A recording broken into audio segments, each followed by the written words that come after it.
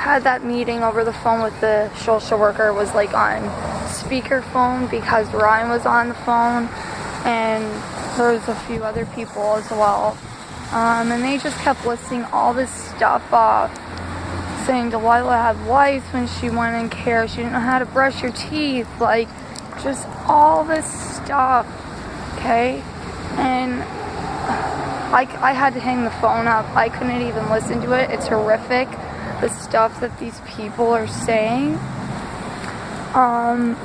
And she asked me if she could call me back, and I said no, you cannot, not right now. I am not ready. I'm not a monster, and I don't want to say anything rude to anybody. But this is horrific to have to go through something like this, all for reporting animal abuse, because this is where it all stems back from, is animal abuse. I don't care what my mother-in-law did up here, okay? It all stems back from animal abuse. We should have never lost our place that we lived in for 4 years. I have messages from Sherry Lynn LeBlanc, our landlord, calling us outstanding tenants, and nobody wants to see it. You know, nobody wants to believe it because it feels like a horror movie. And I pray for these social workers, and especially the social worker that has my children. Her name is Megan, and I see her heart, and I can tell that she is a good person, because if she wasn't, she would have sent me a message back saying, no, you can't see your children. But she didn't. She simply said, I would love to make arrangements for you to see your babies. And it just instantly brought me from 0 to 1,000. And I just feel like I just wish that these other social workers would open up their eyes to see the truth, because we're not meant for this evil. I would never harm my children. I do everything out of love for all of my children, all 3 of them. You know, even Delilah's mom came forward and told us, both me and Ryan, that if anything ever happened between me and Ryan, I would still be able to see Delilah, because they know I'm a good mom. Ryan just found me walking out and about and ran up to me and gave me $50. And, you know, he's so broken, and I'm broken, but at the same time, I feel happy because I've done nothing wrong to deserve any of this. And I'm so grateful for the support that I have, the people that believe me, because I don't need anything. I don't want anything from anybody. I don't want a home to live in. I don't want money from anybody. I just want people to believe me, to believe what I'm saying, because this is insane. I don't even want to give information out to people anymore, because it's too much information to people to grasp onto. So people just need to know little bits. Like, I don't have my children. I don't know where my children are. Reported animal abuse, like just little steps, okay? Because it's too much information and people are going to block that out. And I am learning slowly how to deal with this stuff. I'm very calm, and I'm going to stay calm, because I feel bad for these people.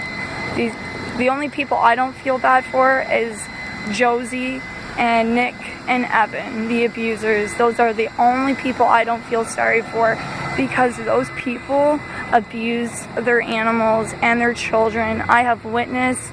I have given her a dress for her daughter. I went up there after 4 days, and they still had that pink dress on that little girl, and it was blacker than tar.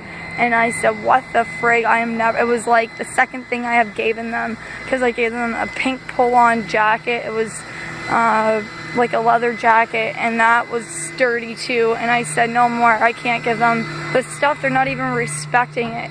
And you know, that their little boy takes him 10 minutes just to walk out of his home, out of his door, because he seems so timid. And they call that little boy bad. They call him a troubled child. And I'm telling you one thing, they're lucky. They are lucky I am here and I'm not there, because anybody that can hurt children and their animals, they should be stoned to death.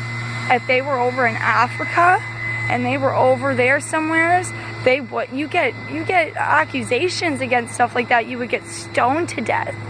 Like, these people are insane. And even myself, they're accusing me of horrible stuff that they don't even know what they're accusing me of, okay? And they don't even know the reasoning behind stuff, okay? Because they're retaliating. Because with my children, I can't even sit in church. And I have to get up like at least 50 times to go check on my children. And people there know that because they've seen me, and I've gotten in trouble for getting up so many times to go check on my children. But that's what happens when you've been sexually abused twice by 2 different pastors, one of them being your own uncle, and then the other one did it in front of your grandmother. You wouldn't trust anybody either. And that my uncle that did that to me, he was also an old foster parent. And that's why I feel the way I feel, scared to death, petrified for my children's safety, because these people are retaliating up there in Moncton, but it all connects here in Fredericton too, because they all work together. And I just want people to believe me, that's all. Just believe me, don't call me crazy, because I don't have time for that. I don't have time to be put down. I need people to step up and believe what I'm saying, because I would never, why would I make something up like this? Even when I speak, I feel like my words just flow. They just flow right out, because this is wrong. This is wrong. We have been harassed. We have been threatened because I reported animal abuse. I stood up for what I believe in, and I would do it all over again. If I ever seen somebody abusing their animal or a child or anybody, I would do it all over again. I would expose their asses all over YouTube, and I would do it 1,000 times over again. At least my children will know their mommy never stayed silent, and at least my children will know I fought for what I believed in, and I just want this nightmare to be over. But I guess it comes with this nightmare that I'm experiencing, comes with what, kind of goes along with the Bible. You stand up for what you believe in, you will lose everything.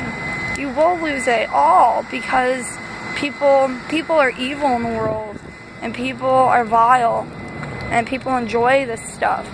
And it's a shame. It's a shame, because I wouldn't care if it was just me, but like I told that Megan one, the social worker, the nice one, I told her, you guys aren't just hurting me and my children, you guys are hurting everybody that loves us, everybody involved that loves us.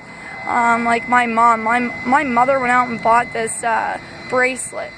It says nanny on it, and it's pink. She went out and bought that because my kids call her nanny. It's their nanny. And, there's nothing she can do. She's all the way over there. She can't cross the border. It's another story for another day. But it's like, she's so heartbroken. And, my kids used to call her every day. I used to let them talk to her. And fuck, she can't even do that now. And it's like, not just hurting me.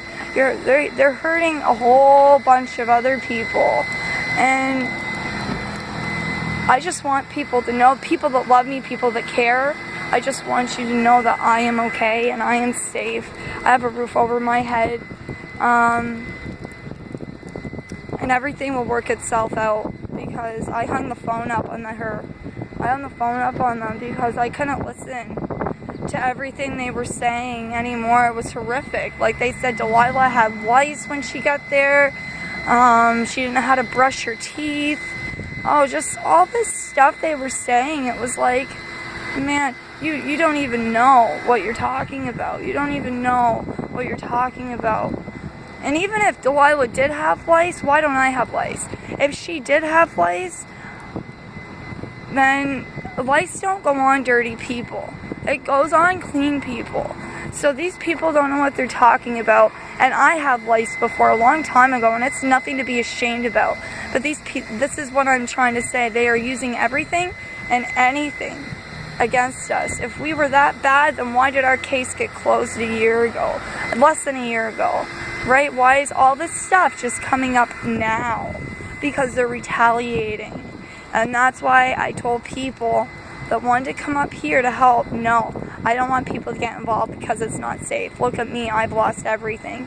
And I'm not about to sit back and watch my good friends with children and a good job lose everything for helping me. I don't think so. That's not going to happen. So I just want people to help from afar and believe everything I'm saying, because I would never make stuff like this up at all. It's just not who I am. I stand up for what's right, and I hope that other people will see what I am doing, and I hope other people will follow in my footsteps, because I'm tired of being a follower. I want to be a leader, and I want to help people, and I don't even want money to be helping people. I just want to help people out of the goodness of my heart, and I want to give back to people, because I've had help my whole life from good and bad people, and I'm very, very grateful for everything that I've experienced, because it has made me who I am. So I don't know who needs to hear this, but whoever needs to hear this, don't give up, because look what I'm going through, and I'm making it, and I have a smile on my face while I'm doing it. Even when I was sleeping on that cement slab, I slept there proudly, very proudly, with a smile on my face, because I've done nothing wrong. And I went from sleeping on a slab to sleeping in a tent to sleeping in a home. And because you can't, when you do right, you can't have bad stuff happen to you. You're going to have good stuff happen to you, because that's how God works. God will bless people that does the right stuff. You just have to take that leap of faith and put that step out there and do the right thing, because if you don't, you'll never know. And it can be very scary, very, very scary when you take that leap. But I promise my friends and my children and my family that my name will never be forgotten, because I've done a good thing. At least when I die, I'll die with a smile on my face, because I've done nothing wrong. I stood up for animal abuse and I got kicked out, harassed, people sent to our door, people taking pictures through our blinds, scaring my children. You know, my children has to hear me saying, put the blanket over your head. If you hear anything, go barricade yourself in the bathroom. No matter what you hear, Mommy will protect you. And then it turns around on me that I'm a bad person, because I have to stand there with a knife in my hand protecting my family. It's like, what? It don't even make sense. And it does make sense, because you can't expose people like that and then expect them not to retaliate. It is what it is. And all I want is for these people to say, not even to say sorry, to admit and to ask for forgiveness to Jesus, because you can't do this stuff and get away with it. Why do you think Nick, her boyfriend, got into that car crash? Why do you think Josephine is looking for a new place right now? They all gossip about one another. You can't do bad stuff and expect good things to happen. Life doesn't work like that. It might seem like people get away with stuff like that, but Jesus doesn't let people get away with stuff like that. In the end, they're going to have to pay for it. And I don't mean pay for it by me, but Jesus, because Jesus will get them. He won't let people get away with that evil. He will come back soon to get his church. And I just pray that everybody involved opens up their eyes, like these social workers open up their eyes, and they stop, because they're tearing a family apart that shouldn't be tore apart. And I just want to thank everybody and hope everybody has a good day. I love you all very much, and I'm here if anybody needs to talk.